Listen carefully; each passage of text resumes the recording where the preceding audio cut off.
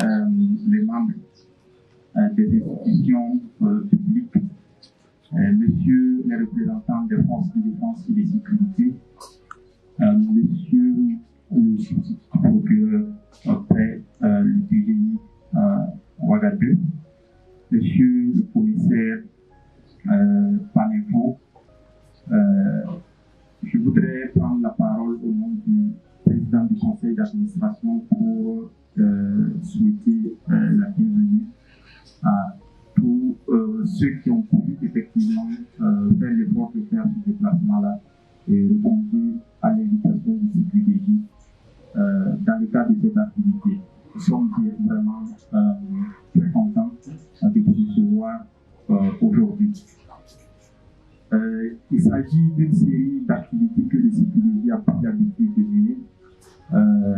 C'est le genre de débat autour des problématiques qui intéressent sa mission et les problématiques essentielles de la société burkinabé. Nous sommes ce soir pour discuter autour d'une problématique qui est tout aussi centrale et cruciale pour notre nation. Se trouve aujourd'hui depuis 2016 à la croisée des chemins, faisant face à un défi historique qui est la violence dite terroriste. Face à ce type de violence, on constate une multiplication des leviers sur lesquels l'appareil pratique, en partenariat avec d'autres acteurs, intervient pour juguler la violence. À côté des outils militaires, on a des programmes socio-économiques dont l'objectif est de renforcer la résilience des populations. Bien évidemment, l'appareil judiciaire s'invite dans ce défi.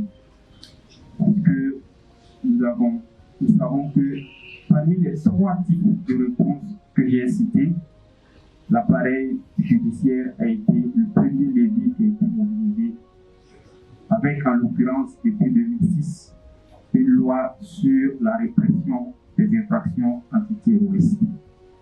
En 2017, une réforme majeure s'est opérée avec l'institution d'un pôle judiciaire spécialisé de la lutte contre les infractions terroristes et assimilées. Paradoxalement, ce pôle-là vise en fait à renforcer l'efficacité de l'appareil judiciaire dans l'appréhension de ce type de violence. Et on est à 5 ans de cela, on observe beaucoup de difficultés que l'appareil judiciaire rencontre et paradoxalement, très peu de débats publics autour du rôle de la justice dans le cadre de la lutte contre le terrorisme. Le CQDJ, dans ses missions d'accompagner le système judiciaire, a initié ce débat pour alimenter la réflexion autour de la contribution de la justice dans l'appréhension de ce type de violence.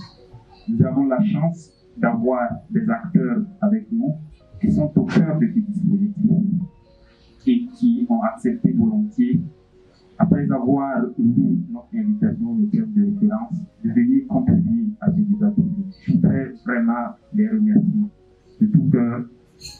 Au nom du président du conseil d'administration du Centre pour la qualité du droit et la justice, je voudrais remercier M. Sako, qui est M. Idrissa Sako, qui est substitut du procureur depuis 2012. Il a fait un Kodogo avant de faire le DGI Ouaga 1 jusqu'en 2021. Et à partir depuis octobre 2021, il est substitut du procureur près le DGI Ouaga 2. Je vous remercie vraiment pour ce déplacement, le temps que vous consacrez à cette activité. Commissaire, merci pour avoir répondu à cette activité. Nous avons, je dois le dire très sincèrement, nous avons pris un peu de temps pour préparer cette activité et avec votre compréhension, nous avons eu votre accord et pour protocole obligeant, on est passé par la hiérarchie. Merci de nous avoir donner cette occasion de discuter avec vous. Monsieur Rachid Palinfo est commissaire de police, il est chef de la division des affaires juridiques et du contentieux de la direction générale de la police nationale, qui constitue également une institution cruciale dans le cadre de la lutte contre le terrorisme, aussi bien dans l'unité militaire dont j'ai fait cas, mais aussi dans l'accompagnement de l'appareil judiciaire. Et on va pouvoir voir durant toute cette activité comment les institutions auxquelles ces deux personnalités appartiennent apportent une contribution qui n'est non seulement pas vue, mais aussi qui rencontre beaucoup de difficultés. Donc, nous avons l'honneur que cette activité soit modérée par le président du conseil d'administration, qui a pris aussi la peine de nous accompagner dans le cadre de la réalisation des activités. Je voudrais finir par remercier vraiment tous ceux qui ont pu faire le déplacement, les membres de la presse et tout, et aussi les organisations partenaires, la société civile. Je vais passer la parole au président du conseil d'administration pour lancer cette activité. Il se veut vraiment libre. Hein. On va rompre avec les codes. On va faire une discussion qui nous permet d'avoir nos objectifs à nous sans rester dans le classicisme et le magistral que nous connaissons depuis longtemps. Plusieurs fronts sur lesquels on attaque, sur lesquels on déploie la riposte antiterroriste. Et pour faire simple, je vais ajouter qu'on peut lutter contre le terrorisme avec des armes, c'est la réponse militaire. On peut lutter contre le terrorisme en créant le développement. Parce que quand on regarde, en fait, le terrorisme naît et prospère là où il n'y a pas eu de développement. Partout où les droits sociaux, économiques et culturels n'ont pas prospéré, c'est là où le terrorisme trouve un prérogatif pour prospérer. Donc on peut donc combattre le terrorisme en apportant du développement. C'est aussi d'ailleurs la philosophie d'action du gouvernement. Plan d'urgence Sahel et consorts, et même le G5 Sahel, à son volet développement économique. On peut aussi riposter au terrorisme en apportant de l'éducation, de la formation citoyenne, de l'éducation citoyenne, parce qu'on sait aussi que autant on peut fabriquer des révoltés ou des terroristes avec la pauvreté, on peut aussi en fabriquer avec la doctrine. Donc l'éducation permet donc de contrecarrer le terrorisme. Mais aussi, nous pensons qu'on peut et on doit riposter au terrorisme en créant de la justice. Non seulement de la justice sociale, telle que nous l'entendons tous en tant qu'humains, mais aussi, surtout, en capacitant, en renforçant l'appareil judiciaire dans le rôle qui est le sien. Toute ma question à mes deux panélistes, mes deux experts, quel est d'ailleurs le rôle de l'appareil judiciaire dans la lutte contre le terrorisme? Je commence par ma droite. Merci, M. Odargo. Merci au CQDJ d'avoir ce soir posé ou reposé sur la table cette question qui, de mon avis, est cruciale. Parce que ce n'est pas tous les jours, surtout en lien avec le terrorisme, qu'on attend de telles interrogations. Parce que quand on parle de rôle de la justice dans la lutte contre le terrorisme, certains ne comprennent pas. Ils se disent que les terroristes se comportent en personne hors la loi, pourquoi voudrions-nous utiliser la loi pour les combattre? Œil pour œil, dent pour dent. Et la question que nous, on se pose très souvent, si par la violence, on doit répondre à la violence, qu'est-ce qui nous font aujourd'hui à blâmer ce que font les terroristes aujourd'hui? Parce que je pense qu'il faut arriver par la méthode de lutte, par la réponse qu'on apporte aux actes terroristes, prouver qu'on est différent et qu'il y a mieux, en fait, il y a meilleure solution à apporter. Ça, c'est un. De deux, vous savez, nous sommes organisés en société. Nous sommes organisés en société et pour le bon fonctionnement des sociétés, nous fonctionnons sur la base des contrats sociaux qui attribuent des droits aux individus en contrepartie de nos prérogatives que nous avons abandonnées en faveur du vivre ensemble. Alors, il était important qu'on puisse instituer ce qu'on appelle la justice, l'appareil judiciaire, pour servir d'arbitre en quelque sorte d'arbitre à ce contrat social, pour sanctionner et rappeler, si besoin est, les manquements. La justice est tellement importante, de mon avis, aujourd'hui dans la lutte contre le terrorisme, parce que quand vous prenez tous les instruments aujourd'hui, que ce soit au niveau international, au niveau régional, au niveau sous-régional, au niveau national, nous avons des instruments. À commencer par la stratégie mondiale des Nations Unies contre le terrorisme. Jusqu'à notre stratégie nationale, on a accordé une place primordiale à la justice dans la lutte contre le terrorisme. Et j'aime à le rappeler, la meilleure lutte qui mérite d'être menée aujourd'hui, ce n'est pas la lutte contre les terroristes, mais la lutte contre le terrorisme. C'est ce que le président a su rappeler très pertinemment. On peut éliminer 1000 terroristes aujourd'hui, mais tant que ce qui justifie l'existence du terrorisme, on ne touche pas du doigt ces principes ou ces causes, ces facteurs, plusieurs autres terroristes naîtront. Mais si on attaque le phénomène par la racine, et on arrivera à éradiquer le terrorisme et partant à faire disparaître les terroristes.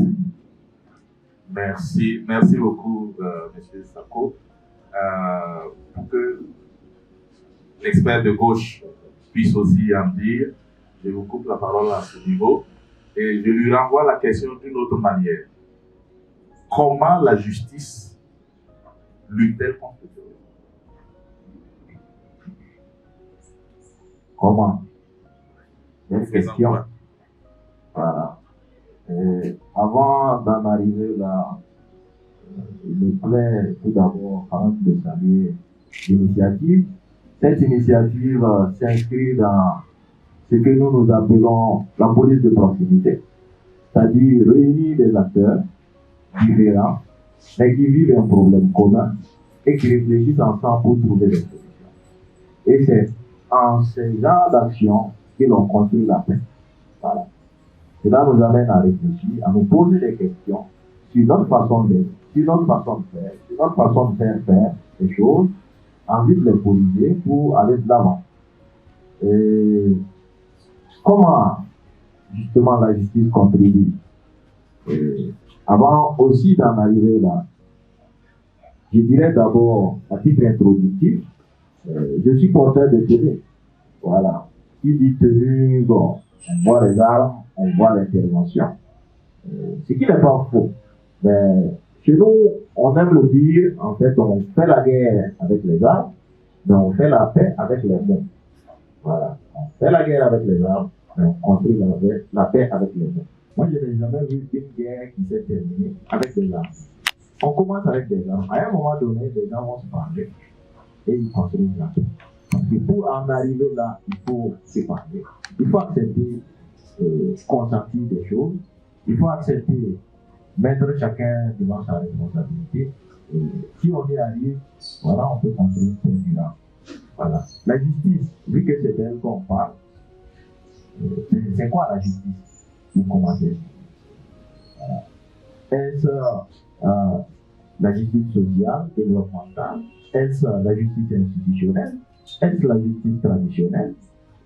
Mais de quelle justice parlons-nous aujourd'hui? Voilà. Sur le terrain, qu'est-ce que nous constatons?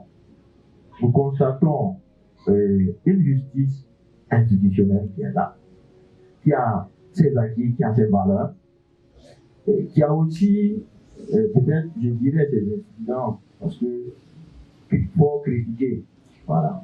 On a à côté une justice sociale un peu expéditive, voilà, qui a aussi ses légitimités, qui a ses justifications pour les acteurs qui défendent cette approche-là. Et cette approche vraie qui a des justifications, toutes les justifications dans ce qu'ils font. Mais enfin, quand on regarde, on se rend compte que sans cette justice à laquelle nous avons tous souscrit, on n'arrive pas à quelque chose. Voilà. Nous sommes des opérationnels, on prend des cas.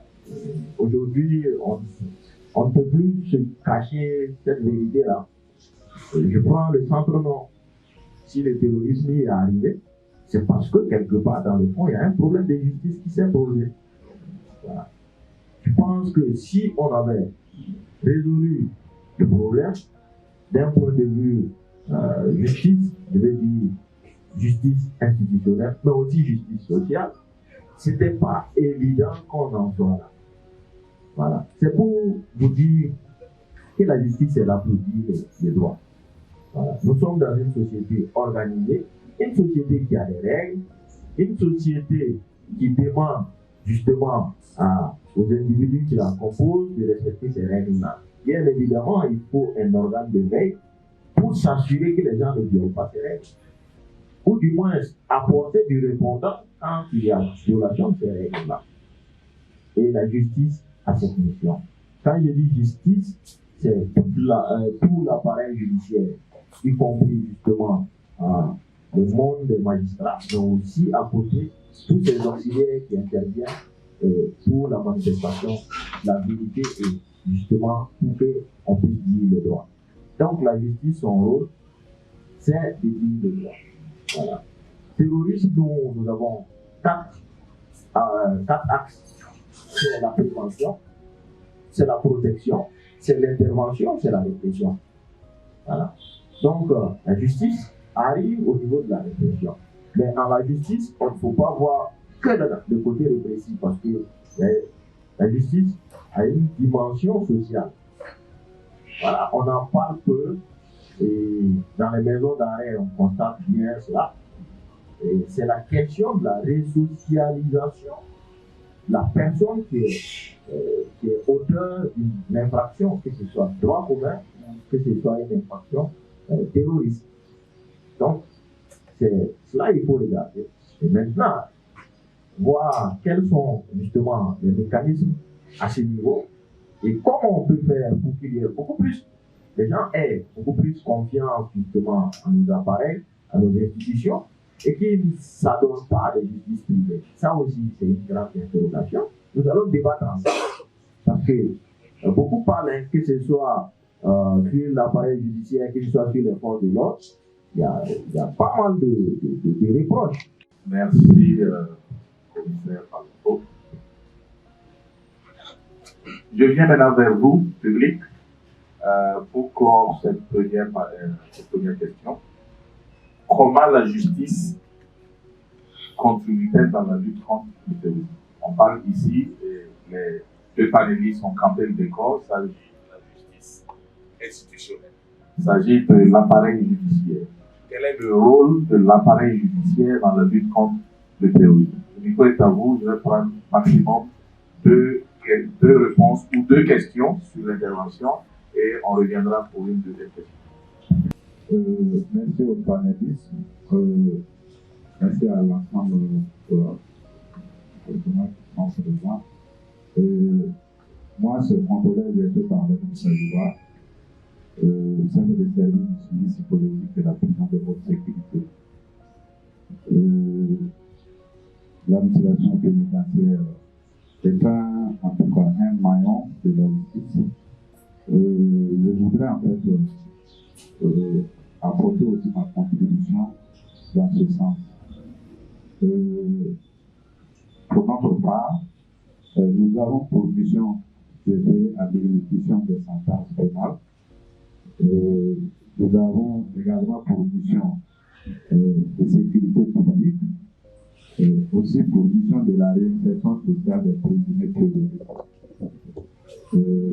En ce qui concerne la réinsertion sociale des présumés terroristes, à notre niveau, à la tête, il y a un comité qui est réuni par l'arrêté portant statut de prison de sécurité. Et c'est par moment pour essayer de faire en tout cas des entretiens avec un bon nombre de détenus, d'abord pour identifier les soi-disant, les supposés radicalisés, essayer de mener certaines activités, voilà, dans le cadre de la perturbation de la radicalisation, ou bien soit en tout cas pour raison de sécurité. Je vous remercie pour ma contribution sur l'instant. On a tous reconnu qu'il fallait aussi bien le pôle judiciaire spécialisé, c'était des pistes de solutions. C'est des pistes de solutions. Je pense que ça doit être ressorti en termes même de recommandations. Essayer de les délocaliser, de les déconcentrer. Voilà. Il y en a qui ont proposé qu'il faille qu'on aille dans les régions, on crée des pôles judiciaires spécialisés par région avec justement les structures d'enquête qui vont avec. Cela va permettre quand même de faciliter le travail. Sinon, si chaque fois vous devez quitter Ouagadougou pour aller intervenir à Dori, revenir à Ouagadougou, aller à Fada, revenir à Ouagadougou, aller à Bamfora, revenir à Ouagadougou, ça fait que c'est lourd à porter. Ça, c'est une évidence. L'autre solution aurait été qu'on puisse donner beaucoup plus de compétences au service de police judiciaire traditionnel. Voilà, qui peut-être même s'il y a privilège, il y en a, qu'à un certain niveau, on puisse donner beaucoup plus de compétences. Qu'on quitte ce que le code de procédure pénale a établi, à savoir faire les premiers actes et rendre compte pour que, bon, attendre justement que tout se décide au niveau du pôle judiciaire spécialisé, alors que l'activité terroriste ne va pas se suspendre pour le temps de toutes ces procédures-là. Donc, il y en a qui ont proposé cela. C'est encore des propositions. Et maintenant, justement, il appartient à l'autorité de réfléchir pour voir comment gérer cette situation. Il y a aussi une difficulté opérationnelle. Voilà, on est dans une dimension où il y en a qui pensent, il y en a qui c'est sorti à des mots, où il y en a qui pensent que bon, dès qu'on les prend, il faut régler les comptes, on n'a pas besoin de les juger. Il y a des adeptes là-bas. Et dans un monde où on a les forces de défense et de sécurité d'une part, mais on a aussi les volontaires pour la défense de la patrie d'autre part, ça veut dire qu'il faut être très regardant là-dessus. Sinon, justice, je finis là, c'est important de définir par un cas réel. Vous avez tous suivi l'enlèvement des agents de Huawei à Bamfora en 50. Voilà. Je vous dis, après la libération, l'enlèvement a eu lieu à Bamfora, on les a libérés. Mais après, une action coordonnée, force de défense et sécurité et justement population, a permis à nos services d'appréhender des présumés terroristes, si on peut le dire ainsi, et dont l'investigation a permis de comprendre ce qui s'est passé au niveau de l'enlèvement et de savoir qui est derrière, quel a été le soutien logistique, et de nous mettre sur la piste de plusieurs éléments. Et justement, la poursuite de ces actions-là nous ont permis justement d'arrêter bien plus d'autres personnes. Voilà, j'ai envie de dire ici, sur place, on avait éliminé la personne entre guillemets. Est-ce que cela nous aurait permis d'aller mettre du doigt justement sur le reste de la bande? Ça, c'est la question que je pose pour terminer.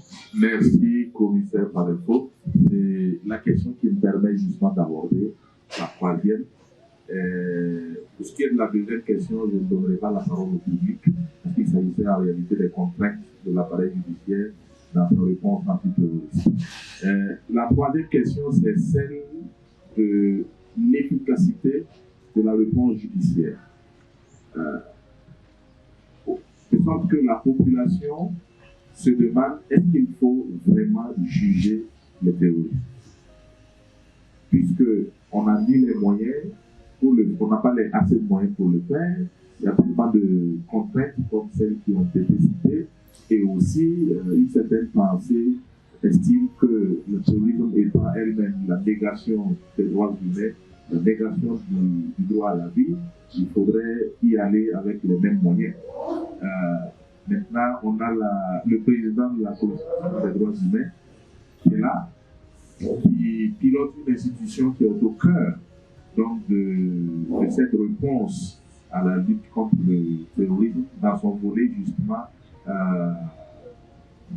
monitoring, droits humains, mais aussi surtout éducation aux droits humains, formation. Comme je le disais, on peut aussi contrecarrer le terrorisme à travers l'éducation. Donc, je vais lui donner d'abord la parole avant de revenir aux experts pour qu'ils nous disent pourquoi il faut bien juger les terroristes. Faut-il juger les terroristes? Je pense que le juge Sako l'a dit, il faut bien juger.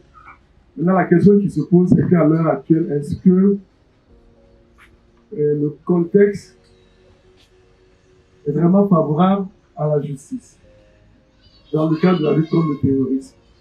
Je le dis parce que nous, on mène des missions de monitoring comme vous l'avez relevé. Récemment, on est rentré d'une région où il y avait des allégations donc, de disparition forcée. Je pense que la commission, effectivement, après investigation, a recensé pas mal de cas. C'est des cas avérés.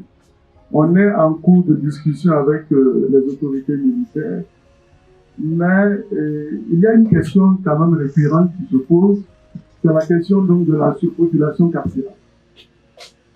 Il m'est revenu au cours donc, des échanges d'une autorité de me dire est-ce que enfermer donc des terroristes ne contribue pas donc à cette surpopulation carcérale que nous dénonçons. Et est-ce que l'autre côté, à la limite, exécuter ne constituerait pas une solution à la surpopulation carcérale? Donc, je pense que ce discours-là, il est aussi bien au niveau des populations qu'au niveau aussi, voilà, d'une certaine position, même nationale, parce que ce matin, je discutais avec d'autres aussi, et la question est revenue. Faut-il juger? Je dois dire que quand on tient le discours officiel, il faut juger. Pour nous, il faut effectivement juger.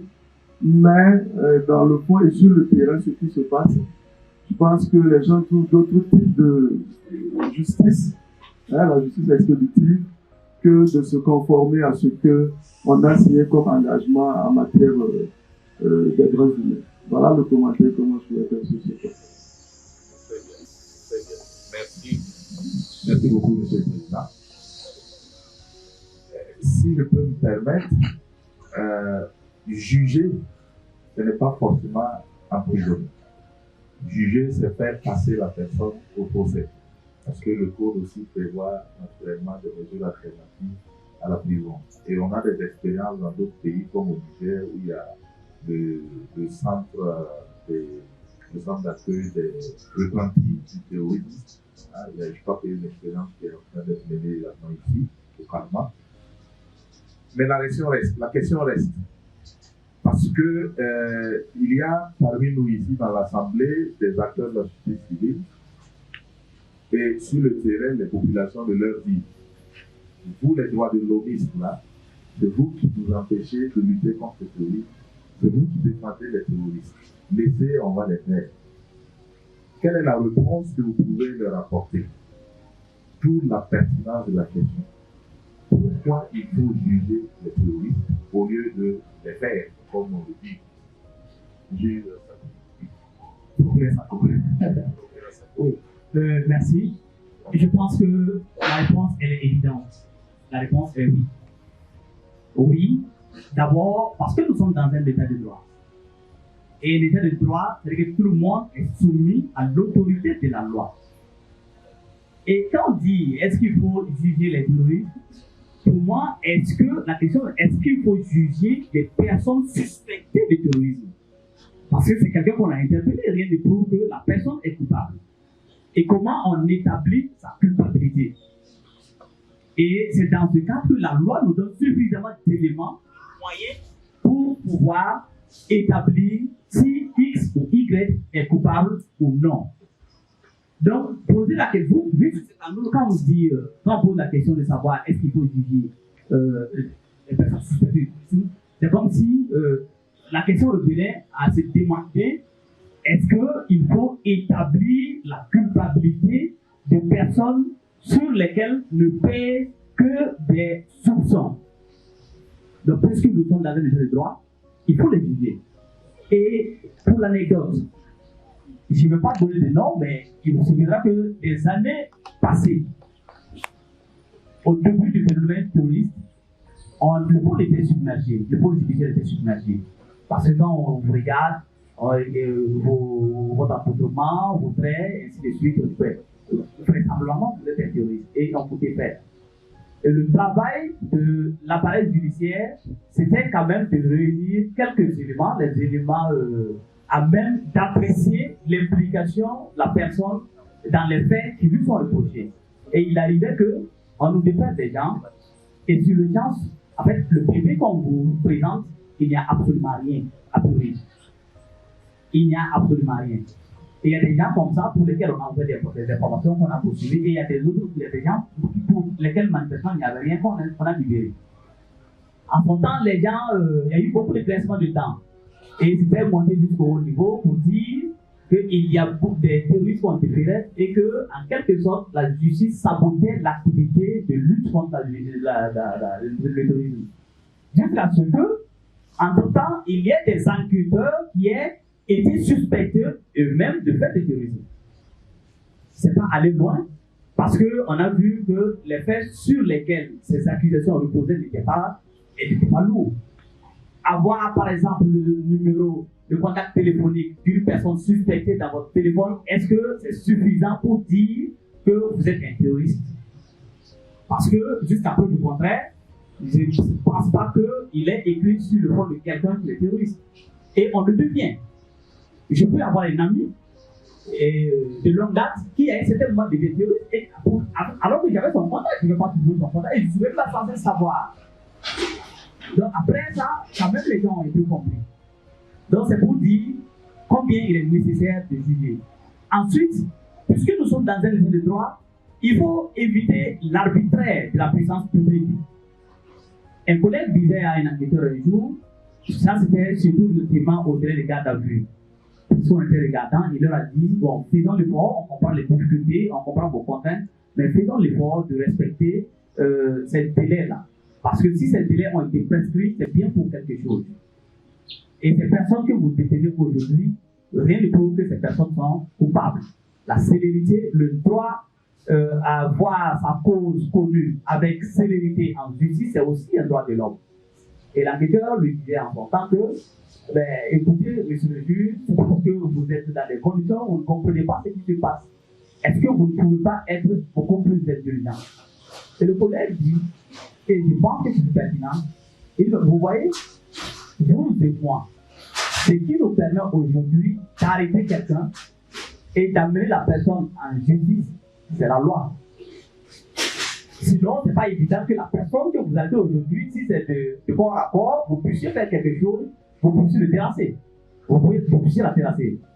Mais ça, c'est au regard de l'autorité que la loi vous confère là, que vous arriverez à poser ces actes à toute légalité. Donc, de grâce, respectons aussi, c'est-à-dire qu'il ne faut pas prendre juste la partie qui vous arrange, prenez aussi les contraintes.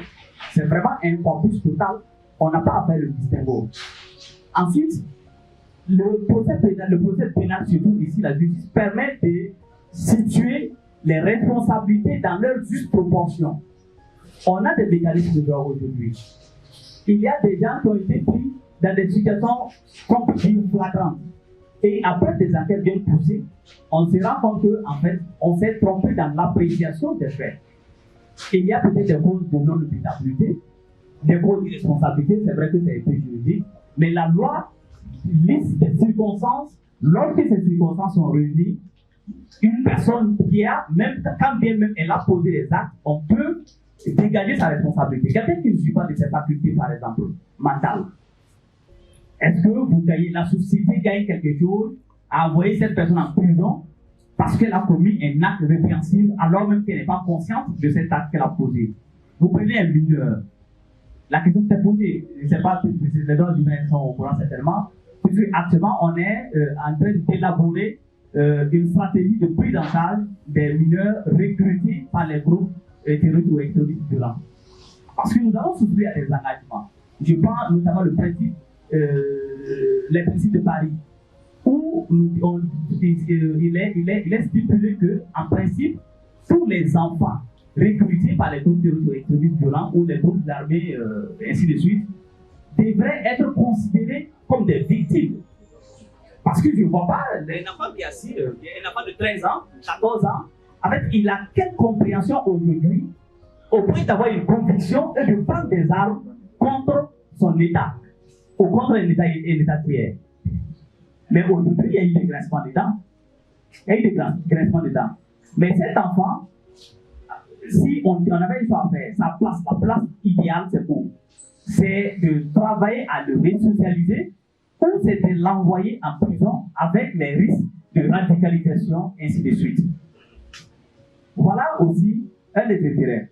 Et un autre intérêt, c'est que le jugement permet de mieux connaître la connexion. Le commissaire en parlait. Vous pouvez prendre quelqu'un aujourd'hui qui a posé un acte. Vous le posiez, excusez-moi du terme, vous le posiez aujourd'hui. Alors que c'est la partie visible de l'iceberg. J'ai commencé par dire que ce que nous devons avoir comme conviction aujourd'hui, ou comme stratégie aujourd'hui, c'est de lutter contre le terrorisme. Par la personne que vous prenez aujourd'hui, vous pouvez prendre une personne lambda aujourd'hui, mais quand vous remontez la scène, vous vous rendez compte que derrière, il y a beaucoup plus. Mais tu celui-là, les autres évoluent. Pour un exemple, en 2015, la gendarmerie de Samarwa a été attaquée. Et plus tard, on est arrivé à démontrer par l'activité judiciaire, par les enquêtes, par les informations et tout, qu'au moins cette activité-là, il y a eu une connexion entre cet attentat et au moins 5 ou 6 autres attentats qui ont suivi.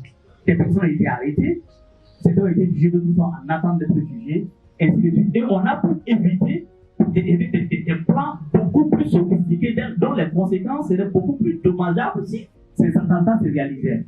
C'est ça aussi l'intérêt du jugement, anticiper, prévoir et empêcher que des faits plus graves se commettent. Découvrir les circonstances, c'est aussi important. Pourquoi l'intérêt a agi ainsi? Comment vous pouvez changer les choses quand vous ne comprenez pas les personnes que vous critiquez? Il faut arriver à comprendre les personnes. Vous pouvez partager les convictions ou non, mais vous avez au moins un argument à proposer. Aussi, avant-dernier point, les juges permettent au moins d'apporter des réparations aux victimes. Parce que la plupart des attentats qui se posent, il y a des victimes. Mais quand vous n'arrivez pas à traduire ces auteurs en justice et à les déclarer en conséquence coupables, permettre aux victimes de se constituer partie civile, comment est-ce que vous allez obtenir réparation? Ça aussi, c'est un point. Parce que le procès aujourd'hui, on ne juge pas pour juger, on juge pour réparer. Il faut une justice réparatrice. Et quand il n'y a pas de justice, on ne parlera pas de réparation, donc de justice réparatrice. Et pour finir, le jugement permet de nourrir la stratégie. J'ai parlé de stratégie de lutte, et chaque État a une stratégie de lutte. Quand vous jugez, vous comprenez mieux le problème, parce que vous donnez un pouvoir à chacun pour s'exprimer et dire ce qui reproche aux autres. Il y a des terroristes aujourd'hui qu'on a jugés, et en fait, qui ont reconnu et qui ont déclaré qu'ils s'étaient trompés. Ils s'étaient trompés parce qu'il y a beaucoup de choses qu'ils ne comprenaient pas au début. Donc, avec le procès, on arrive à nourrir les stratégies, à les développer et à les rendre plus efficaces. Je vais être là. Merci, M. le Président. Merci, M. Sako. Pour corroborer ce que vous avez dit à l'entame de votre propos, comme nous sommes dans un état de droit et que nous faisons face à un phénomène terroriste que nous devons combattre, Nietzsche disait dans une de ses citations que celui qui combat les monstres doit veiller à ne pas de devenir lui-même, parce que sinon c'est donner raison aux monstres. Donc, et vous êtes justement appuyé sur ça pour justifier l'intérêt du procès anti-terroriste. Je je vais donner la parole au commissaire Palinfo pour toujours revenir sur les vertus du procès antiterroriste pour la société en général. Pourquoi il faut juger les terroristes? Non, sans revenir sur ce que le procureur Sambou a dit, en termes de vertu, moi j'aime être praticien. Vous savez, il y a eu un procès il n'y a pas. Bon, les gens, chacun parle de justice, mais les gens ne font même pas le droit d'aller assister au procès. Alors que quand on part au procès, on assiste au procès, on comprend beaucoup de choses. Et nous, en tant qu'opérationnels, ce procès a été une école pour nous. En termes de notre stratégie même de défense de nos installations. Par exemple, un qui a dit, par exemple, pour attaquer une caserne, et il regarde, il tourne la nuit, il regarde, et les téléphones portables, la lumière des téléphones portables, ça les permet de voir combien d'éléments il y a dans la caserne. Donc, en comptant en partie de cela, ils essaient de faire leur estimation. Et à partir de là, oui, dans la caserne. Parce que la nuit, à distance, ils peuvent grimper dans des arbres, ils peuvent suivre des collègues, ils voient l'activité qui se fait. Si vous manipulez votre téléphone, même la cigarette, quand vous fumez la nuit, les gens à la guerre du Vietnam se sont fait avoir juste en fumant de la cigarette. On a identifié leur position en partie, justement, de la cigarette, quand ils l'ont allumée dans la nuit noire.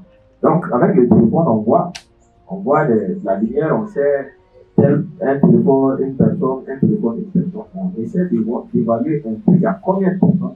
C'est vrai, ce n'est pas exact, mais quand même, ça donne une idée approximative. Et en fonction de ça, ils construisent leurs opérations. Si, par exemple, ils ont identifié, moi, je ne sais pas moi, 15 personnes, ils viendront à 30, voire 40. Donc, ils se préparent en fonction de ça pour venir attaquer. Et ça, le procès nous a permis de comprendre. Vous avez, si vous avez suivi l'actualité, juste après ça, au niveau hiérarchique, les mesures ont été prises pour interdire l'utilisation du téléphone portable sur les lieux d'eau, les théâtres d'opération. Ça, c'est une vertu de la justice et c'est un cas pratique. Maintenant, le gros souci, l'intérêt du jugement n'est pas à démontrer. Surtout pour nous qui avons été à l'école, même s'il y a certains esprits qui ne sont pas très très compréhensifs. Mais l'enjeu, c'est comment amener cette grande masse qui n'a pas eu cette chance-là à comprendre les choses. Parce que je vois une population qui dit que, par exemple, telle personne est terroriste, tout le monde est convaincu. Vous prenez la personne, vous jugez, après vous allez venir juger pour une cause de responsabilité qui est libre. Si vous ne prenez pas les dispositions pour sécuriser la personne, les minutes, les heures qui suivent, elles risquent d'être lynchées. C'est ça aussi la réalité de nos sociétés. Je pense qu'il y a un travail de fond qui a manqué et qui reste à faire. C'est l'éducation, sinon l'andragogie à la justice. Alors, on parle de justice, mais nous sommes combien à comprendre le fonctionnement de la justice? C'est d'ailleurs pourquoi, dès l'entame de mes propos, j'ai parlé de pourquoi, j'ai parlé de comment. Si toute la population comprend le pourquoi et le comment de la justice, vous verrez que ces actions seront légitimées. Il n'y aura pas de crise, il n'y aura pas de protestation, parce qu'on comprend pourquoi telle situation a donné tel résultat, par contre telle autre situation a donné tel autre résultat. Le grand souci, c'est la compréhension. Et face à des gens qui ne comprennent pas, face à des gens qui vivent l'insécurité, vous avez du mal à vous faire comprendre. Parce que pour eux, vous prenez parti. À la limite, s'ils ne le disent pas, c'est parce que peut-être ils ont peut-être, ils craignent les conséquences. Sinon, à la limite, vous quittez d'un pas, ils vont dire, lui là, non, il est de connivence. Sinon, on ne peut pas comprendre si on ne peut pas comprendre. Ça aussi, c'est une difficulté que nous vivons sur le terrain. Voilà. Mais je pense, en tout état de cause, que la justice, c'est l'alternative. C'est l'alternative. La preuve, là où on a utilisé les solutions expéditives, ça a produit l'effet contraire. J'ai cité le cas du centre Nord, où Dieu l'a essayé, Dieu l'a appris à ses dépens. À Dieu, la situation partait vers la calmie. Mais une expédition punitive a été organisée sur des actions punitives Et alors que dans ces amours de culture, parmi les éléments de vérité, il y a certains qui avaient leurs propres parents là-bas. La conséquence a été que ces gens-là décrochent des vérités pour rejoindre les groupes armés terroristes, organiser une attaque de représailles dirigées contre les vérités dont ils étaient membres il n'y a pas si longtemps. Donc, plongeant la commune dans l'insécurité totale, créant le phénomène de défense. Je pense que c'est une solution. Maintenant, je n'ai pas grand-chose à dire, vu que lui, il en a beaucoup parlé, et j'y souscris entièrement, et donc je préfère m'arrêter là. Il y a d'autres contributions, le débat. Merci beaucoup, commissaire Paletto. Il me plaît bien d'élaborer davantage sur cette avant-dernière question-là, de sorte à ce que les uns et les autres puissent prendre des notes très très structurées. Là, nous sommes en train de parler des vertus du procès antiterroriste. Pourquoi il est d'intérêt que les terroristes soient jugés, soient soumis au procès, et quel est l'intérêt donc pour la société en général de passer par le procès plutôt que de passer par des voies expéditives. Je peux, à travers ce qui est dit, déceler une première vertu, la vertu pédagogique du procès. Une pédagogie du phénomène même antiterroriste, parce que le procès nous permet de comprendre la méthode terroriste, comment les terroristes s'organisent, comment ils se financent, quelles sont leurs filiations ou affiliations au plan local, au plan international. Je pense même que lors d'une des attaques, c'est à travers les procès qu'on a compris qu'il y avait un lien entre une attaque qui a eu lieu ici et une autre précédente qui a eu lieu des mois avant en Syrie. Donc, ce n'est que par le procès qu'on découvre donc, ces éléments-là et qui permettent de rôder davantage le dispositif de réponse. Donc, la vertu pédagogique plutôt du procès. Ensuite, j'aimerais bien poser la question du renforcement du système judiciaire. Comment le procès permet au système judiciaire ou à l'appareil judiciaire de se renforcer. Je vous retourne à comment le procès antiterroriste est un exercice qui permet à l'appareil judiciaire de se relever, de se renforcer. Et à quel niveau il se renforce? Oui, et merci. J'avais dit depuis le début, vous savez, aujourd'hui, le terrorisme, c'est une infraction pas comme les autres. C'est une infraction pas comme les autres. C'est-à-dire qu'il demande des moyens peut-être physiques et des moyens financiers plutôt intellectuels aussi, pas comme les autres. Parce que depuis longtemps, on était habitué à collecter des informations tout de suite et à établir des culpabilités. Ou bien on fait venir des témoins tout de suite, un tel témoin. Mais aujourd'hui, le procès pénal en matière de terrorisme permet à la justice de tester même en fait son efficacité.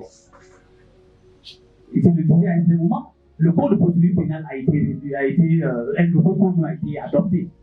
Parce qu'on s'est rendu compte que avec l'ancien code de procédure pénale, on n'allait jamais parvenir à établir la culpabilité pour cette infraction de type nouveau. C'est pas possible.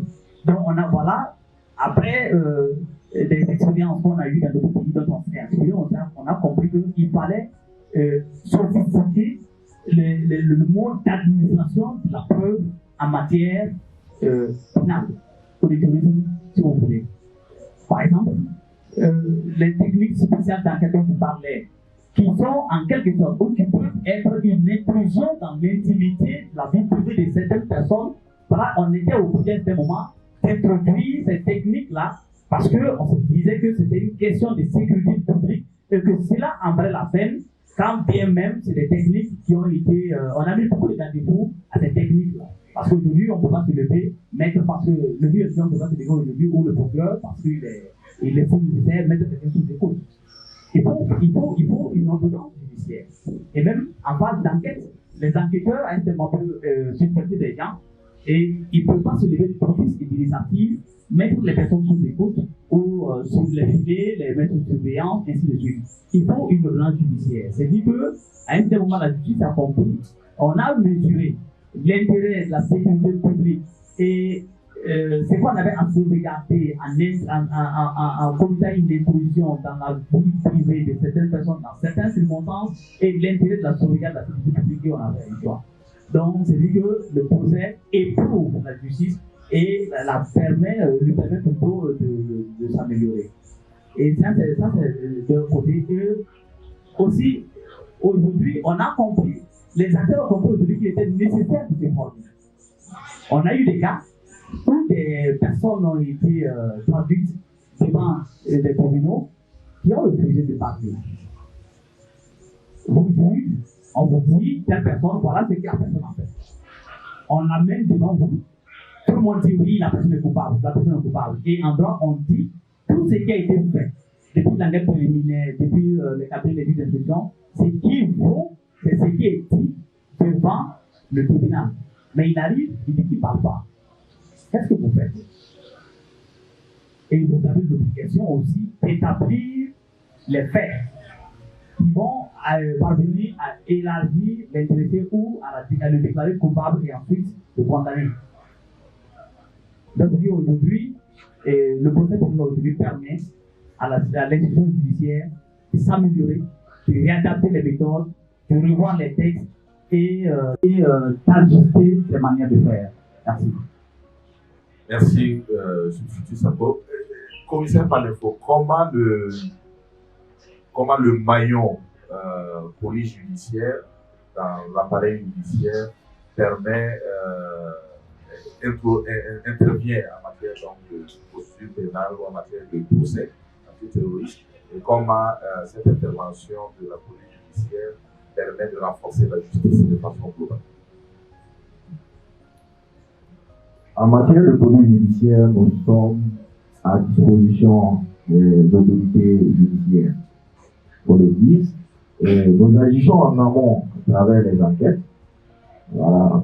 Nous menons des investigations, nous rassemblons les preuves, nous recherchons les auteurs, nous les mettons à la disposition des autorités judiciaires, des autorités de poursuite pour la suite de la procédure. Mais justement, notre contribution est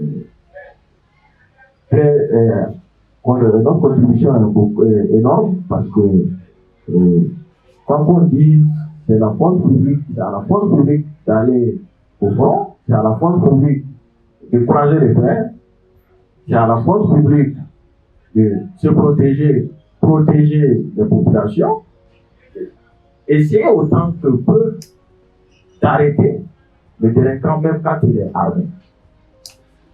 C'est un jeu difficile. C'est un gymnastique quasi impossible.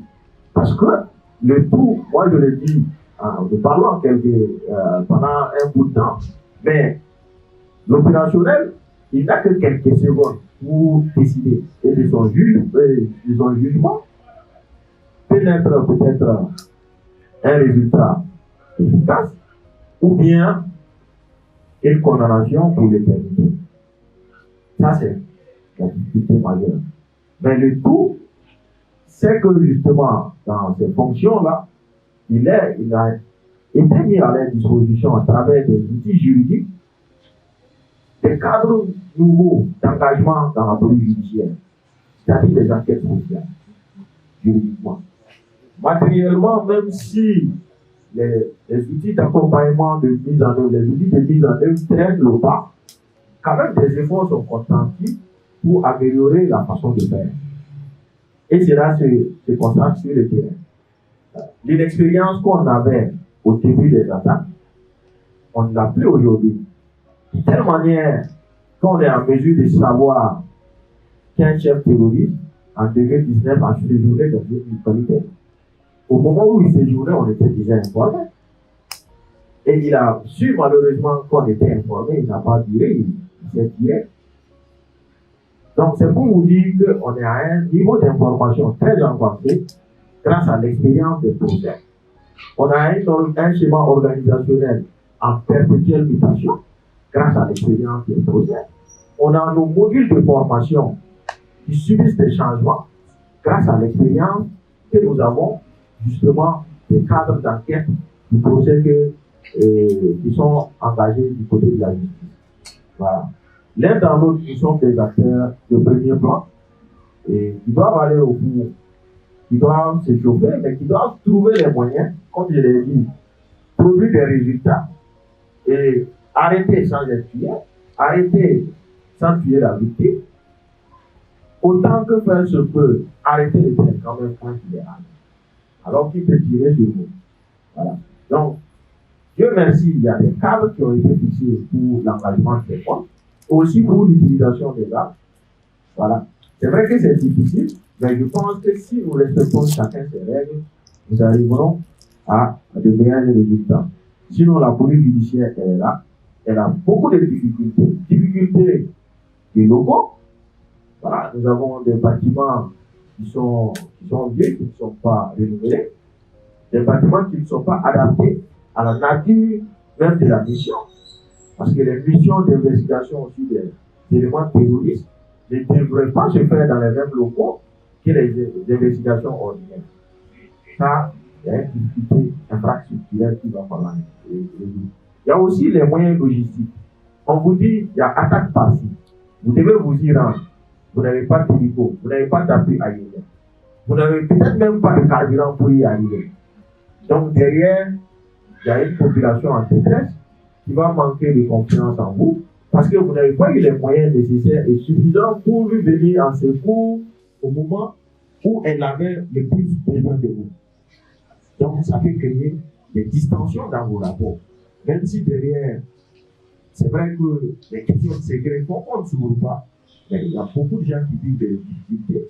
Souvent, il y a certaines choses que nous vivons parce que cette population que nous sécurisons, c'est qui? Ce sont nos frères, ce sont nos parents. Voilà, quand on fait l'état des lieux aujourd'hui, toutes ces localités, que ce soit à l'Est, au Sahel, toutes ces localités, on les fils dans la télé.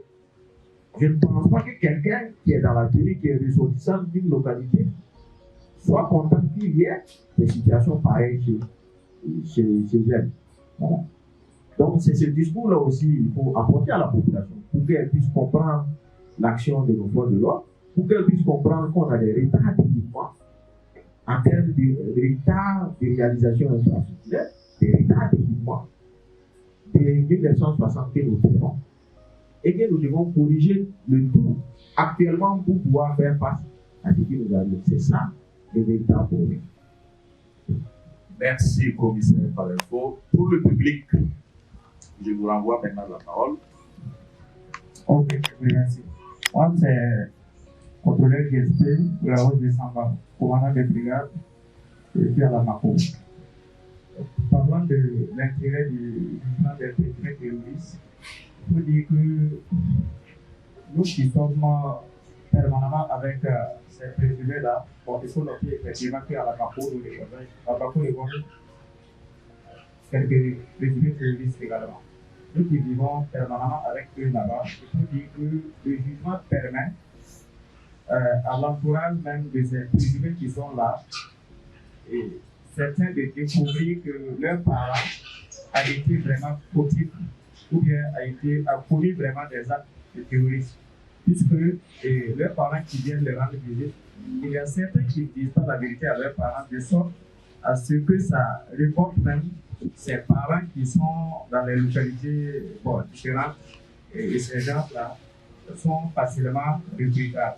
Et dès lors qu'à l'issue du procès qui s'est passé pour les rencontres il y a certains parents effectivement qui ont arrivé à comprendre que leurs parents a commis des actes et du coup, soit il le soutient maintenant ou bien ça le permet et au lieu de sensibiliser les autres là, de ne pas aller dans le sens contraire de ce que vous disiez. Également, et ça permet à ceux-là qui ont bénéficié, par exemple, si la personne a été libérée parce qu'on n'a pas trouvé suffisamment de preuves contre lui, effectivement, les parents qui se révoltaient arrivent à sensibiliser les autres pour dire que non, c'est pas parce qu'on l'a arrêté pour présumer terroriste qu'on ne peut pas le libérer. Si toutefois on démontre qu'il n'est pas impliqué, il serait libéré. Du coup, ça les amène à rester calmes, à ne pas se faire recruter. Et nous également, ça nous permet de les garder facilement. Puisque, bon, d'autres diront que les gens qu'on a arrêtés et qui mettent en prison, à l'intérieur, ils ne sont pas dangereux. Pourtant, et à l'issue de ce procès, ça nous permet effectivement de découvrir qu'il y a des gens qui utilisent des matières classiques comme nous rencontrons dans la vie courante pour fabriquer des matières explosives. Ça nous permet également de revoir nos textes pour interdire l'accès de ces matières-là dans les établissements pénitentiaires. Donc, c'était ma contribution. Je vous dis merci. L'apport de la justice et l'apport des autres de dire est-ce qu'il y a une certaine synergie? C'est l'intervention du GSP qui me rappelle cela, parce que le plus souvent on peut avoir, notamment sur le cas dans le domaine de l'enseignement, on peut avoir des informations en milieu pénitentiaire qui peut intéresser ceux qui sont dehors, notamment ceux qui mènent l'activité de police judiciaire. Est-ce qu'il y a cette connexion entre les acteurs dans le cadre de la mobilisation de l'appareil judiciaire et les autres? Pour l'intérêt du procès, pour ma part, moi je pense que bon, en tout cas, au-delà même de volet sensibilisation, il y a vraiment un intérêt. Mais pour moi, que ça ne se limite pas au procès. C'est bien vrai, lors de mes entretiens, en tant que chef de service de suivi psychologique, à travers le nombre de dossiers que j'ai pu recenser, ils sont âgés de 60 ans et plus. Lorsque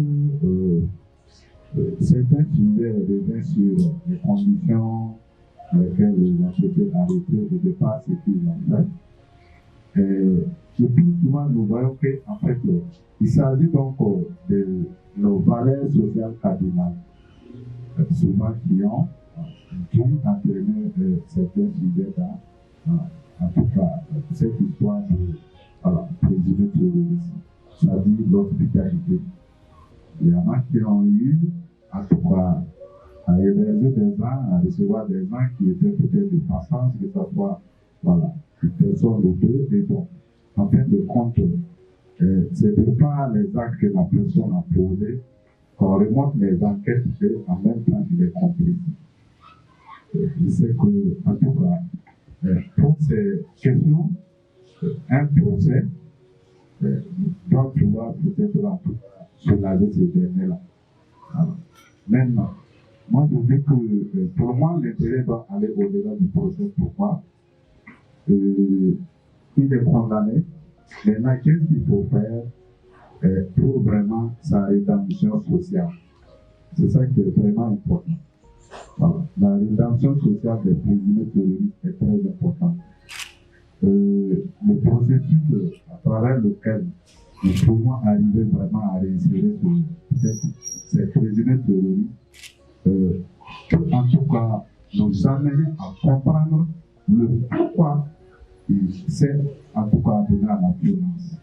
Voilà. C'est en tout cas cette croyance, cette pensée. Et ça qui est très important, c'est l'idéologie. Voilà. Donc pour moi, en tout cas, il ne surtout pas en tout cas de condamner, mais aussi de comment faire pour les réinsérer. Ce qui est très important. Je vous remercie. Au niveau de ces maisons d'arrêt, pour avoir beaucoup d'informations, effectivement, mais les moyens manquent.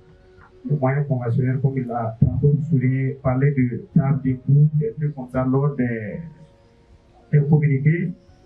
Et effectivement, on pourrait rassembler beaucoup d'informations pour en faire partager. Mais pour le moment, parce que c'est ce qui est fait, comme mon commissaire l'a dit. C'est fait, c'est une réalité. Merci. Moi, je voudrais en tout cas l'accompagner en ajoutant quelques arguments. Il faut dire que chez nous aussi, il existe des services de renseignement. Des services qui travaillent en synergie d'action et avec les autorités judiciaires, avec la police, en tout cas certaines unités qui ne manquent jamais, en tout cas, de venir. Voilà. Au-delà de ça, il y a aussi, par moment, voilà, certaines tâches que soit le magistrat savait du dossier, en tout cas, en vue en tout cas de comprendre que ce soit le comportement ou bien en tout cas la personnalité du détenu supposé terroriste. Souvent, nous sommes aussi disposés vraiment à apporter ces informations. Voilà. De toutes les manières, en tout cas, je pense que si c'est à ce niveau, nous travaillons en synergie d'action. Je vous remercie. Je dirais que si on en est arrivé là, c'est parce que nous avons construit une maison sans fondation à un moment donné. Voilà. La fondation d'une maison dans le domaine de la sécurité étant la politique de sécurité nationale. C'est la base, c'est la fondation. On ne peut pas construire une architecture de sécurité sans avoir recours à une politique de sécurité en base. Ça a été notre plus gros péché. Et justement, on a construit notre sécurité sans politique, ça veut dire sans vision. On ne sait pas où on va, on ne sait pas qu'est-ce qu'il faut faire. Vu qu'on n'a pas de documents qui nous disent qu'est-ce qu'il faut faire et pourquoi il faut le faire. Et donc, du coup, si vous avez une maison, vous n'avez pas de fondation, le jour où il y a des intempéries, est-ce que votre maison va tenir? Je ne pense pas. Voilà. L'intérêt de nos soulever, c'est que justement, avec ces séries d'actions, d'activités terroristes et les procès qui s'en sont suivis, les investigations qui s'en sont suivies, on s'est rendu compte qu'on avait camp. Et on s'est rendu compte qu'on n'avait même pas de politique de sécurité. Alors on a des stratégies par là, on a des documents de stratégie, on a des politiques sectorielles. C'est qu'à partir des années 94, déjà on avait une politique de défense nationale, mais c'est adossé à quoi? Vu que c'est une politique sectorielle. Voilà. Ça c'est la première chose. La seconde chose, c'est que la sécurité avant était organisée autour des institutions que sont les forces de défense et de sécurité. Aujourd'hui, la vision a changé. Vous avez vu pendant longtemps, quand on dit sécurité, les gens disent bon, ce sont les hommes armés là. C'est la conception qu'on avait, une conception que je trouve erronée. Mais aujourd'hui, on s'est rendu compte et on a travaillé à avoir une politique de sécurité nationale. Et c'est un document qui est très riche et qui est très intelligent, qui pose une vision pour le Burkina Faso jusqu'à 2050. Ça veut dire qu'on va anticiper jusqu'à une longue période et qui va nous amener à changer. Et la chose la plus intéressante, parce que moi j'ai eu l'occasion de travailler dans l'élaboration des outils, c'est que le but de la sécurité, la finalité de la sécurité, c'est de la politique de sécurité nationale, c'est d'accorder une sécurité humaine durable aux citoyens. C'est ça qu'on a défini comme finalité. Donc ce n'est plus autour des forces de défense et de sécurité, mais autour de l'humain. Et quand on va autour de l'humain, ça implique beaucoup de choses. Ça implique l'emploi. Pour que quelqu'un ait une sécurité humaine durable, il doit manger à sa faim, il doit recevoir une bonne éducation, il doit avoir une bonne santé, il doit avoir un emploi, il doit avoir une bonne justice. Et du coup, ça nous a amené à ne plus penser la sécurité de façon stricto sensu, mais de penser la sécurité de façon globale, intégrant des acteurs publics et privés, intégrant la chaîne de l'enseignement, la chaîne judiciaire, intégrant l'action sociale, la diplomatie, parce que si on veut sécuriser l'intérieur, il faut sécuriser aussi l'extérieur. Donc, cette question nous a amené à appréhender la sécurité dans une approche holistique. Vous voyez que de plus en plus, on parle d'approche holistique, ce n'est pas pour rien. C'est parce qu'on s'est rendu compte que justement, la démarche sectorielle pour avoir la sécurité n'était pas la bonne. Parce que, bon, vous êtes allé combattre des gens avec les armes. Oui, peut-être que pourquoi ils ont commis cela? Il y en a qui ont dit que c'est parce qu'il y a la pauvreté. Si derrière il n'y a pas le développement, demain encore, même si ça se calme, 2 jours après, vous serez obligé de repartir avec les armes. Donc, à côté de l'action militaire, on va avoir des actions développementales. Alors, c'est ça l'intérêt de la chose. Et c'est l'élément que je voulais juste ajouter. Il y avait encore on a eu à parler du rôle social de la justice. Il continue bien sûr à organiser la réinsertion sociale des présumés terroristes. Maintenant, moi j'aimerais savoir, est-ce qu'il y a des mesures, vu qu'aujourd'hui les publics les prisons sont les camps où on assiste bien sûr à plus de radicalisation des terroristes. Donc, est-ce qu'il y a des mesures pour éviter, par exemple, la radicalisation des terroristes en milieu carcéral? C'est une question. La dernière, en fait, c'est la dernière question qu'on allait poser aux panélistes pour terminer. Mais en attendant, ils vont répondre à la première. Quelles sont les mesures prises en milieu pénitentiaire pour défendre?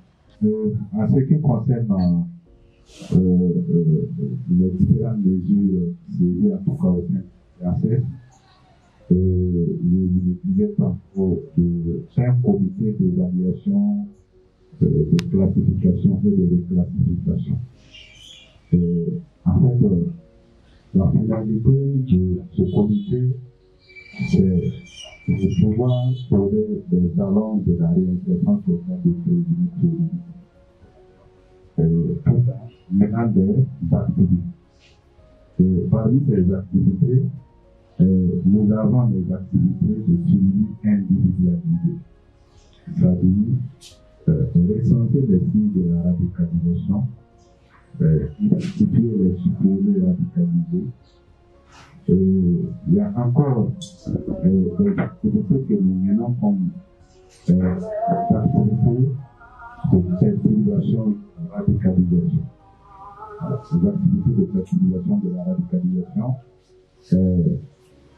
à ce niveau, c'est-à-dire nous essayons de si le sujet a été identifié comme supposé radicalisé, nous pouvons l'amener dans une cellule où nécessairement soit inclus au-delà de ce que le comité fait, qu'il y ait des acteurs comme les psychologues, les sociologues, les experts, des théologiens, voilà, sans pouvoir vraiment aboutir, faire aboutir en fait cette question de réinsertion sociale. Ce sont ces gens-là qui vont pouvoir vraiment mener le processus de la déradicalisation. Je vous remercie. Merci, c'est pour ajouter, c'est pour dire, comme il vient de dire tantôt, il y a au niveau de la prison de haute sécurité, par exemple, il y a des différents quartiers, parce qu'il a parlé de radicalisation.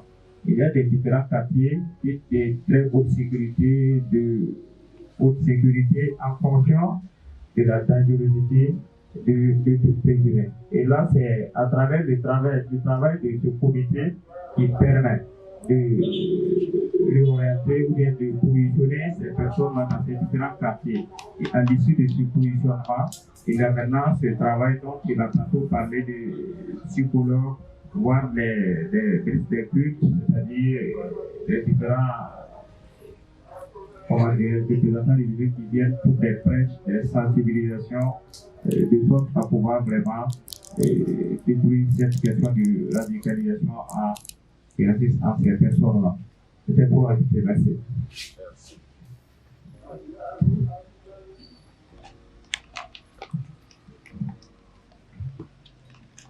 Merci. Effectivement, toutes les contributions sont très pertinentes. C'est ce qui se passe, c'est la réalité. Maintenant, ce qu'il faut dire, c'est que juste là, il faut aussi être honnête, c'est qu'on n'a pas encore atteint un degré de perfection fait avec les moyens de bord. On n'a pas encore atteint un niveau où tout fonctionne de façon fluide. C'est vraiment comme on prouve qu'on se débrouille. Mais maintenant, ce que je pourrais ajouter, c'est que toutes ces activités, ce qu'il faut noter, doivent se faire sous le contrôle du juge qui est en charge du dossier de la personne concernée. Parce que quand le juge envoie quelqu'un en prison, et quand il décerne un mandat de dépôt contre quelqu'un, il sait pourquoi il l'a fait. Donc du coup, aucune activité ne peut être entreprise concernant cette personne-là, quelle que soit la nature de l'activité, sans l'appui du juge. Donc c'est vraiment ce que je voulais ajouter. Sinon, aujourd'hui, c'est vrai qu'il y a une collaboration entre les acteurs, on se parle, on fait avec les moyens de bord, mais on n'a pas encore atteint la perfection. Parce qu'aujourd'hui, pour pouvoir lutter efficacement contre le phénomène terroriste, il faut avoir une politique de déradicalisation. Et ça, on ne l'a pas encore. C'est vrai que notre politique nationale de lutte contre le terrorisme a été adoptée il n'y a pas très longtemps et c'est un volet qui a été pris en compte. Donc on attend effectivement l'effectivité de la mesure qui a été, du dispositif qui a été prévu pour espérer qu'on produise beaucoup plus d'éléments. Parce qu'aujourd'hui, vous pouvez envoyer tout ce qu'on a dit, c'est des personnes présumées innocentes. Et aujourd'hui, lorsque vous avez quelqu'un qui, il faut le dire, déjà c'est radicalisé aussi en prison.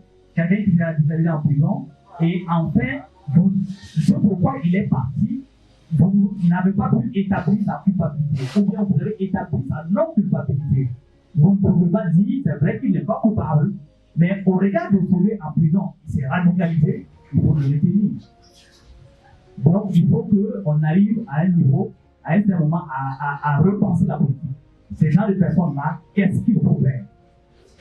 Parce qu'il y a des radicaux violents ou des extrémistes violents qui sortent aussi de prison sans que ce pourquoi ils ont été amenés en prison initialement ait été établi. Si rien n'est fait et que cette personne est reversée entre guillemets dans la population saine, il est évident que cela ne sera pas sans conséquence. Je vous remercie. Merci, Substitut Sako. Très bien. Alors, nous avons fait l'essentiel. Hein. On a compris quel était le rôle combien important de la justice dans la réponse contre le terrorisme, qu'il s'agisse donc de la répression, mais aussi la réinsertion sociale à travers donc l'administration pénitentiaire. Nous avons compris également les contraintes auxquelles fait face l'appareil judiciaire, contraintes en termes de moyens humains, matériels, financiers, héritage colonial, contraintes d'ordre organisationnel et opérationnel également. Nous avons aussi compris qu'il est d'intérêt capital que la réponse judiciaire soit la seule en matière donc, de répression du terrorisme et qu'elle soit la seule alternative, hein, contrairement aux voies expéditives. Il faut bien juger les terroristes. Il faut juger les terroristes parce que le procès a une vertu en lui-même. Il a des vertus pédagogiques en ce qu'il permet de comprendre le phénomène auquel nous faisons face. Dans ce procès, on n'aurait pas compris comment le terrorisme s'opère, comment il s'organise, comment il se finance, comment il se tisse, comment il grandit. C'est un exercice extrêmement intéressant également pour l'appareil judiciaire parce que ça lui permet de se roder, de se former, d'apprendre, de comprendre. Et aussi, ça permet à la population de grandir en termes de confiance vis-à-vis de l'appareil judiciaire. Maintenant, enfin, ayant compris tout ça, la question qui demeure, et la dernière, c'est qu'est-ce qu'il faut faire pour renforcer justement ce rôle combien important de la justice dans la lutte contre le terrorisme, en termes de perspective. En 2-3 mots, on va demander à nos panélistes d'en dire quelque chose et on demandera au public d'en dire quelque chose. Adéquat. Il faut aussi arriver à étouffer en tout cas la chaîne judiciaire. Il faut donner des moyens aux enquêteurs et en mettant en œuvre, en donnant les moyens nécessaires pour la mise en œuvre des techniques pour cette enquête. J'insiste, parce qu'aujourd'hui, c'est vraiment des techniques qui peuvent nous permettre aujourd'hui de planer suffisamment d'éléments pour établir ou écarter la culpabilité des personnes qui nous sont déférées. Évidemment, si on vous envoie 1000 personnes et demain on trouve ces 1000 personnes, parce que vous n'avez pas eu suffisamment d'éléments et que ces 1000 personnes sortent qui commettent d'autres infractions et qui reviennent au finish, on dira que vous êtes inefficace, mais on ne dira pas qu'on ne vous a pas donné les moyens nécessaires pour travailler. Je pense que c'est vraiment la responsabilité de ceux qui tiennent le contrôle de la bourse de penser à cette dimension-là. Encore que quand vous prenez la stratégie mondiale, j'y reviens, le quatrième point qui veut qu'on donne une place centrale au respect des droits de l'homme et au respect des droits d'une manière générale dans la répression des terrorismes, on n'arrivera jamais à appliquer ça suffisamment si les moyens qui vont avec ne sont pas mobilisés. Pour terminer, je dirais qu'aujourd'hui, en plus, il faut arriver à former les acteurs. Il faut les former. Ce n'est plus une question de flagrant délit, on a volé mon poulet, et voilà, voilà le voleur, voilà le témoin, et peut-être essayer pour un procès expéditif, pas dans la négligence, mais dans la facilité avec laquelle on peut juger le procès. Les faits terroristes, c'est différent. C'est différent. Il arrive que vous ayez juste, vous constatez juste l'acte.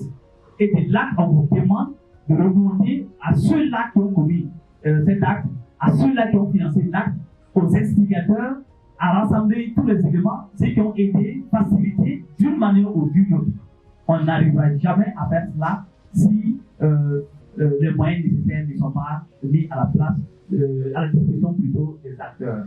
Et pour résumer tout cela, je dirais qu'il faut accorder à la justice une place centrale dans la stratégie nationale de lutte. C'est déjà fait et il faut maintenant la rendre effective.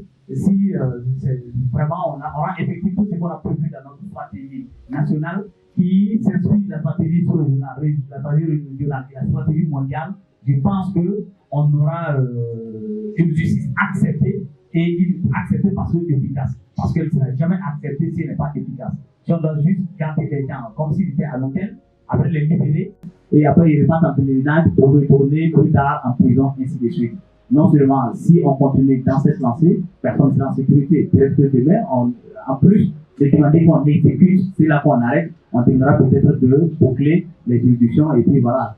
Et je ne pense pas que c'est la solution envisageable. Je vous remercie. Oui, pour résumer, je dirais que ce n'est pas pour rien que l'homme a quitté l'état de nature pour aller vers l'état de société.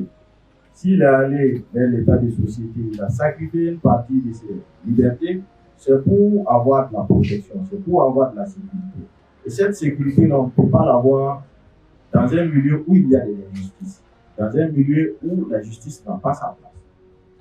Maintenant, pour que la justice puisse relever les défis qui se présentent à elle, il faut d'abord recruter, informer, il faut former, il faut équiper. Mais tout cela est organisé à partir d'un document d'orientation. Moi, je pense qu'à l'ère actuelle, et en capitalisant les éléments qui ressortent, les critiques, les propositions, cela peut nous amener à revoir notre politique criminelle, surtout en matière de terrorisme. Ça, c'est le premier aspect. Si on quitte cet aspect, je pense qu'il faut promouvoir des cadres comme celui-ci. C'est un café-débat. Mais nous sommes venus avec quelque chose, nous partons avec beaucoup plus de choses. Moi qui suis de la théorie, j'ai appris beaucoup de choses. Et je sais que je ne suis pas le seul à avoir appris beaucoup de choses de cette échange-là. C'est des choses qu'il faut promouvoir. Ça permet aux acteurs de se connaître, ça permet de lever la crise de confiance, ça permet de renforcer la collaboration, donc l'efficacité opérationnelle. Donc je pense que c'est une bonne chose. Je vois qu'on a avec nous des acteurs de la presse. Leur action permettra d'avoir de la valeur ajoutée à ce qui s'est produit ici, à travers les relais. Ces informations pourront peut-être impacter sur des personnes et les amener à changer leur comportement ou à faire changer le comportement des personnes qui les entourent. Donc, c'est quelque chose de gagnant. Vous imaginez, à travers ce petit espace, la grande chose que nous avons construite ensemble. Et je pense que tout part de là. Et l'information, c'est à travers ces cadres, c'est à travers la presse, mais c'est à travers nos écoles. Si la justice n'est pas connue, est-ce que dans nos modules de formation, on initie à ce que c'est que la justice, à ce que c'est que la police, à ce que c'est que ceci ou cela? Je pense que tout part de là. Dans certains États, depuis la maternelle, le programme est fait pour que la connaissance des institutions fait partie du programme de la maternelle jusqu'à l'université. Ça fait que les gens connaissent les institutions, ils connaissent leurs missions, ça permet à ces acteurs-là de mieux interagir avec les administrations. Je pense que l'éducation, la question de la justice doit être traitée d'un point de vue du monde éducatif.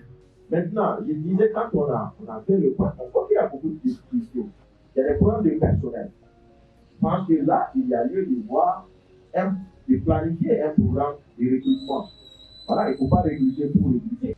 Maintenant, je disais, quand on a fait le point, on voit qu'il y a beaucoup de difficultés. Il y a des problèmes de personnel. Je pense que là, il y a lieu de voir, de planifier un programme de recrutement. Voilà, il ne faut pas recruter pour recruter, il faut recruter en tenant compte des réalités, en tenant compte des exigences des postes. Une fois recruté, il faut former, bien évidemment.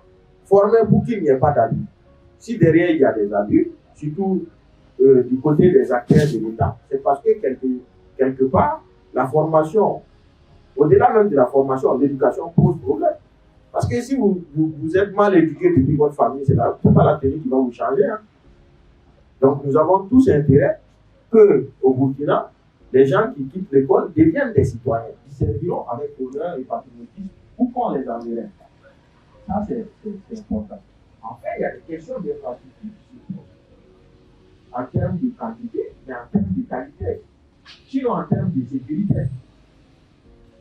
Les questions de surpopulation carcérale, il faut les voir. Parce que le danger, si on continue dans ça, dans le monde du terrorisme, c'est l'équipe de l'État islamique. L'État islamique est né dans une ville en Irak. Donc le milieu carcéral est un facteur de risque s'il y a beaucoup de surpopulation. S'il n'y a pas de moyens, si on n'a pas suffisamment de moyens à leur disposition pour pouvoir mieux jouer leur rôle. Donc nous devons faire attention à cela. Voilà. Et là-dessus, je pense que le plus à réaliser une étude sur justement ces personnes-là, comment elles font, comment elles fonctionnent. Et quand on parle, pour poser la question, parce que j'ai discuté avec certains acteurs qui ont participé à l'étude, ce serait bien que chacun, si vous êtes intéressé après, que vous cherchez les résultats de l'étude qui sont sur le milieu carcéral. Au niveau terroriste, ils ont mené une étude dans ce sens-là. Voilà. Donc, il faut aussi écouter en termes de logistique. Voilà. Les délais d'action, les délais d'intervention dans le milieu policier, normalement, c'est de 9 minutes entre l'appel et l'arrivée sur les lieux de nos effectifs. Ça veut dire, si vous appelez allô, la police, j'ai un problème, 9 minutes après, il doit être là. Mais est-ce que de vous à moi, est-ce que 9 minutes quand vous appelez ici, les gens sont là? Il ne peut pas être là parce que les services déjà au prénom Ouaradou, il y a combien de commissariats? Il y en a combien? Il y en a 6. C'est pas passé à 10, il n'y a pas de problème. Mais la criminalité, les recrutements terroristes, le terrorisme qui a été étudié, excusez-moi du terme, c'est des situations qui méritent qu'on n'aurait pas de dispositif à la réflexion. Bon, Ouagadou a dit commissariat là où Abidjan en a 70. Est-ce que les résultats peuvent être là? Donc, il faut se poser. Avancer aussi le droit de prévention pour les renforcer. Je pense que de telles actions doivent se poursuivre pour renforcer le département afin que réellement on puisse rendre la justice sans porter atteinte aux libertés fondamentales qui font notre vivre ensemble. Parce que si ces libertés-là sont remises en cause, le vivre ensemble va connaître des difficultés. Et s'il y a des difficultés, je pense que c'est le développement et c'est l'avenir de ceux-là qui viendront après nous. Pour répondre des problèmes. Je m'arrête là. Et merci d'avoir échangé avec nous. Merci, commissaire Palinfo. Alors, parlant justement de renforcement de la chaîne pénale, nous avons mon grand frère Yameogo Urbain qui est là, qui travaille à Nilo et qui ont un projet de renforcement justement de la chaîne pénale au Burkina ici, ce qui devient d'ailleurs partenaire avec eux, partenaire qui va démarrer ici sur un projet de renforcement de la capacité de l'organisation de la société civile sur la chaîne pénale. Je vais lui arracher un mot parce que c'est le propos à ce moment. Comment renforcer le rôle de la justice, donc de la chaîne pénale, dans la réponse à vous. Alors, bonsoir tout le monde. Que puis-je dire de plus de ce que le procureur du Faso et le commissaire ont déjà dit? D'autant plus que nous avons mis en place aussi, comme vous le savez, donc des cages de concertation qui sont présidées donc par les procureurs et qui traitent donc de toutes ces questions. Tout ça pour vous dire que nous, en tant que partenaires techniques et financiers appuyant donc la chaîne pénale, nous suivons avec attention tout ce qui est en train de se développer, aussi bien donc par les actions de la chaîne pénale que par les organisations de la société civile. Et nous encourageons véritablement la mise en lien, le dialogue entre les organisations de la société civile et les acteurs de la chaîne pénale pour leur permettre de bien appréhender le phénomène de la criminalité en général, du terrorisme en particulier, et pour pouvoir... Formidable. Merci beaucoup. Alors, 2 heures nous étaient imparties pour faire cet échange. Les 19h pile, 00. Donc, nous allons à la fin du timing qui nous a été donné. Je vais donner la parole à nos 2 panélistes pour dire l'un dernier mot.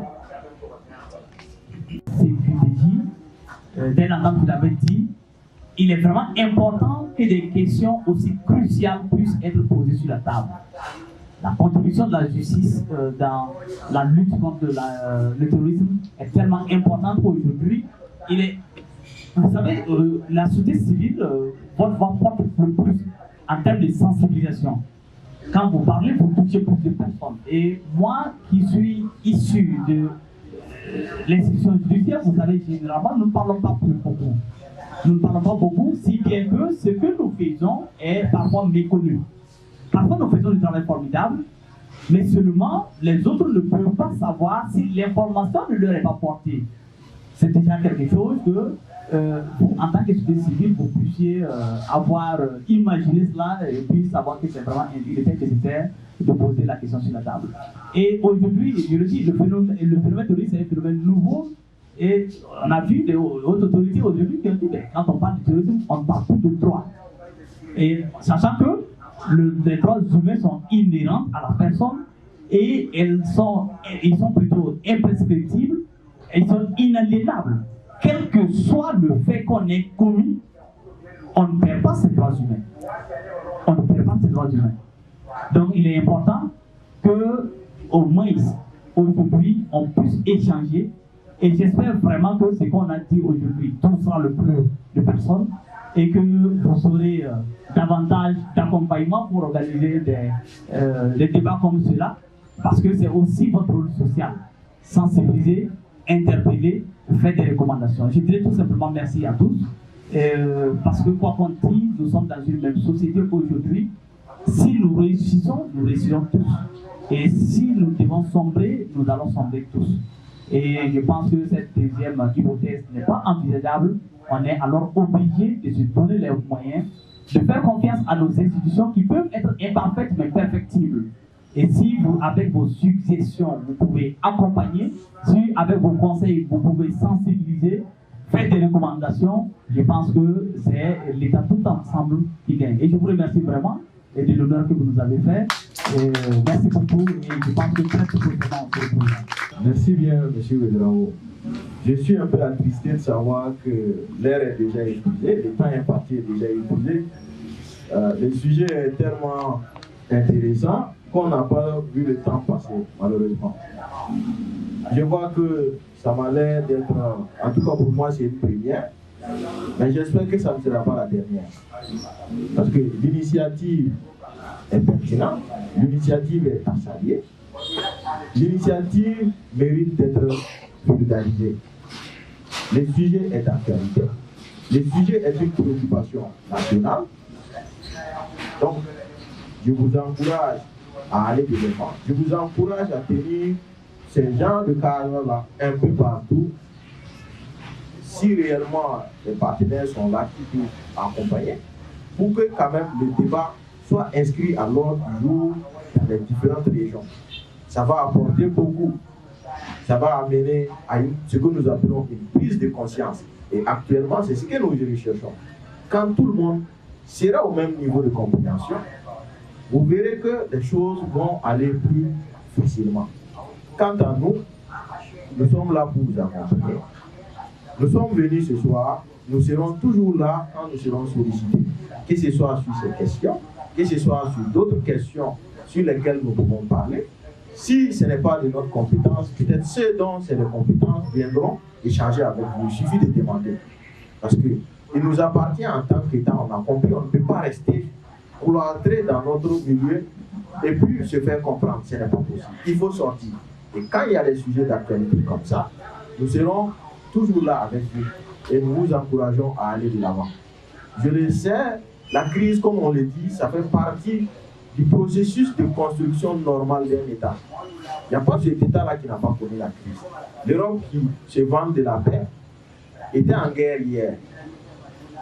Aujourd'hui, vous voyez ce qui se passe en Ukraine. Les États-Unis, première puissance, sont passés par la guerre de sécession.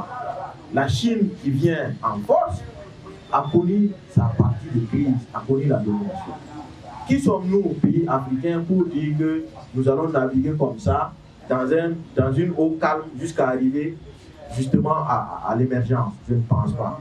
Mais c'est que l'intérêt de la crise, tout n'est pas mauvais dedans, il faut le dire, c'est que ça vous permet de connaître vos failles et ça vous donne l'occasion de les corriger, de mieux les corriger pour ne pas répéter les mêmes erreurs. Et je pense que c'est ce que nous sommes en train de faire par ce débat-là.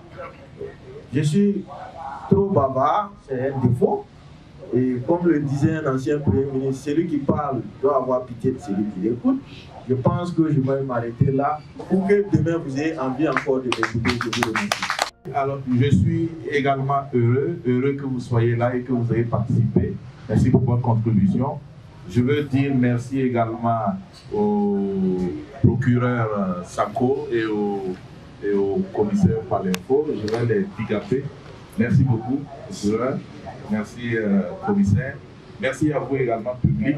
Je vais remettre la parole à M. Sendé qui va nous donner l'autorisation de nous lever. Ok, merci beaucoup. La main s'est dite, hein. Quand la main s'est dite, on parle très peu. Alors, je voudrais dire merci à tout le monde. Merci au nom du président du conseil d'administration de CPDJ qui joue le rôle de modérateur ce soir. Merci pour ça. Merci à nos deux intervenants, surtout du procureur Sako Idrissa, d'avoir pris le soin de venir échanger avec nous sur cette problématique qui concerne votre institution. Merci, commissaire Rachid Yacouba Palinfo, pour aussi avoir eu le temps de venir et échanger avec nous sur votre contribution. Merci aux responsables d'institutions, particulièrement au président de la CNDH, qui nous accompagne depuis fort longtemps. Merci aux représentants des organisations de la société civile. Merci aux membres de la presse qui nous accompagnent aussi, qui répondent toujours présents à nos invitations. Merci particulier au président de la CNDH.